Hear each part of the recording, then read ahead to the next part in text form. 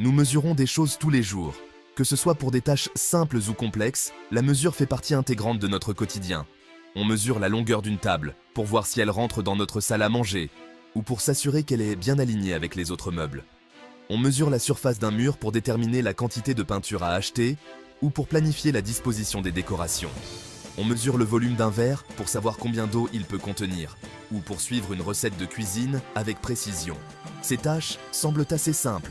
Nous avons des règles pour la longueur, des formules pour la surface et des verres doseurs pour le volume. Ces outils nous aident à obtenir des mesures précises dans notre vie quotidienne. Mais que se passe-t-il lorsque nous devons mesurer quelque chose de plus complexe? Les objets du monde réel ne sont pas toujours réguliers ou faciles à mesurer. Que se passe-t-il si nous voulons mesurer la longueur d'un littoral, la surface d'un nuage ou le volume d'une éponge? Ces formes irrégulières posent des défis uniques. La géométrie classique a du mal avec ces formes irrégulières. Les méthodes traditionnelles ne suffisent pas pour capturer la complexité de ces objets. C'est là qu'intervient la théorie de la mesure. Elle offre une nouvelle perspective et des outils pour aborder ces défis. La théorie de la mesure est une branche des mathématiques qui fournit un cadre rigoureux pour mesurer la taille des ensembles. Elle nous permet de quantifier des objets qui échappent aux méthodes traditionnelles. Elle étend nos notions intuitives de longueur, de surface et de volume à des objets plus abstraits et plus complexes. Grâce à elle, nous pouvons mesurer des formes qui semblaient autrefois impossibles à quantifier. Elle nous permet d'attribuer une mesure à des ensembles que les méthodes traditionnelles ne parviennent pas à traiter. Cela ouvre de nouvelles possibilités dans de nombreux domaines. Cette branche des mathématiques n'est pas qu'un exercice académique. Elle a des implications profondes dans divers domaines, notamment les probabilités, les statistiques et l'analyse. Elle est essentielle pour comprendre et modéliser des phénomènes complexes. Le développement de la théorie de la mesure a été motivé par la nécessité de remédier aux limites de l'analyse mathématique classique, en particulier dans la théorie de l'intégration. Les mathématiciens cherchèrent des solutions pour des problèmes non résolus. Les mathématiciens du 19e siècle ont réalisé que l'intégrale de Riemann, l'outil standard d'intégration à l'époque, avait des limites lorsqu'il s'agissait de traiter certains types de fonctions et d'ensembles. Ils ont donc cherché à développer de nouvelles méthodes.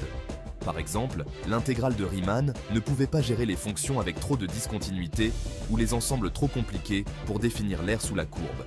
La théorie de la mesure a permis de surmonter ces obstacles et de fournir des outils plus puissants pour l'analyse mathématique. Pour comprendre l'élégance de la théorie de la mesure, il faut d'abord saisir les défis qu'elle permet de surmonter.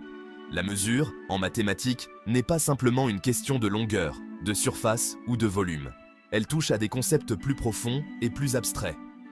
Prenons l'exemple du paradoxe du littoral, un problème fascinant qui illustre bien ces défis. Si l'on mesure la longueur d'un littoral en utilisant des unités de mesure de plus en plus petites, la longueur totale semble augmenter à l'infini. Cela peut sembler contre-intuitif, mais c'est une réalité mathématique. Cela est dû au fait que nous saisissons de plus en plus de détails complexes à mesure que l'unité de mesure diminue. Chaque petite courbe et chaque recoin du littoral ajoutent à la longueur totale. Ce paradoxe met en évidence les limites de notre compréhension traditionnelle de la longueur lorsqu'elle est appliquée à des formes irrégulières. Les méthodes classiques de mesure ne suffisent plus. La théorie de la mesure s'attaque à ce problème en introduisant le concept de mesure, une fonction qui attribue un nombre positif ou nul à un ensemble, représentant sa taille. Cette approche permet de contourner les limitations des méthodes traditionnelles. Cette mesure doit respecter certaines règles, assurant la cohérence et nous permettant de travailler avec différents types d'ensembles. Par exemple, la mesure doit être additive. Par exemple, la mesure d'un ensemble composé de deux parties disjointes doit être la somme des mesures des parties individuelles. Cela garantit une certaine logique et cohérence dans les calculs. Ce cadre nous permet d'aller au-delà des formes géométriques de base et de mesurer la taille d'objets beaucoup plus complexes. Nous pouvons ainsi aborder des problèmes qui semblaient insolubles auparavant. Nous pouvons mesurer la longueur des courbes, la surface des surfaces et même des objets en 3 dimensions, et le volume des solides, même s'ils sont très irréguliers ou s'ils ont une infinité de composants. Cela ouvre des possibilités infinies dans divers domaines scientifiques. Cette capacité à gérer la complexité est ce qui rend la théorie de la mesure si puissante.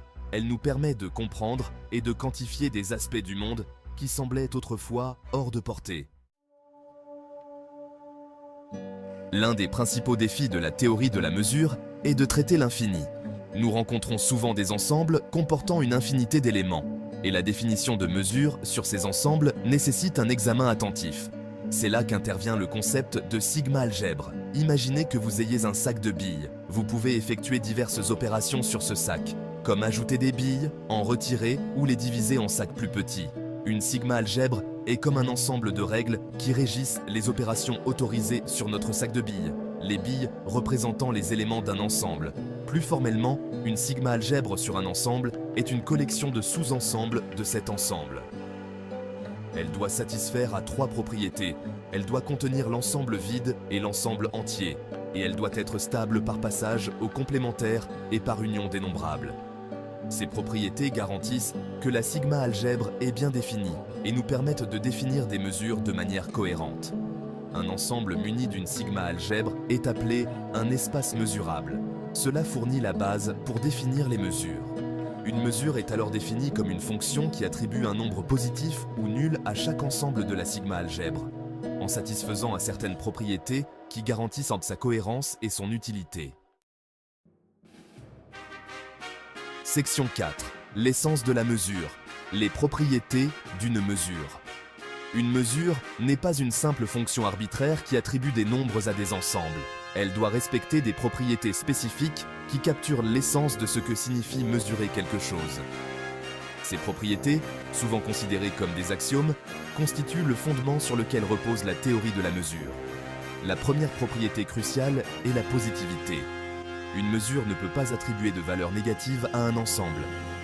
Cela correspond à notre compréhension intuitive de la taille. Nous ne pouvons pas avoir de longueur, de surface ou de volume négatif. Deuxièmement, l'ensemble vide, qui représente l'absence de quoi que ce soit, doit avoir une mesure nulle.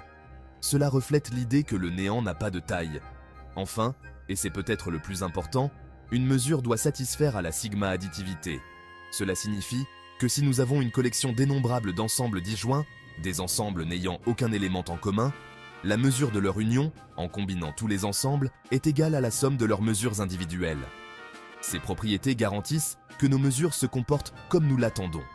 Elles nous permettent d'effectuer diverses opérations sur les ensembles, comme les unions, les intersections et les complémentaires, tout en maintenant la cohérence de nos mesures. Section 5. Une mesure pour le monde réel, la mesure de Lebesgue.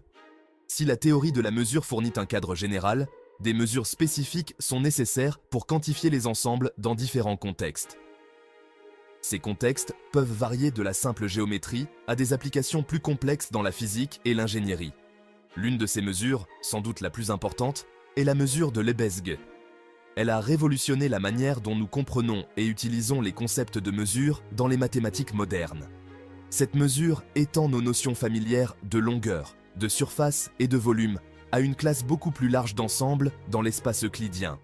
Elle permet de traiter des ensembles qui ne sont pas nécessairement réguliers ou simples.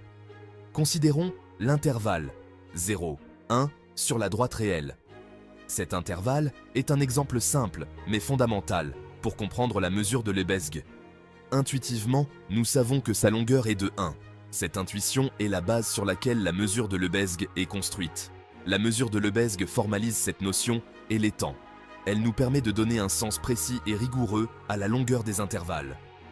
La mesure de Lebesgue de tout intervalle, A, B, est simplement la différence B moins A, ce qui coïncide avec notre compréhension habituelle de la longueur. Cette simplicité apparente cache une grande profondeur mathématique.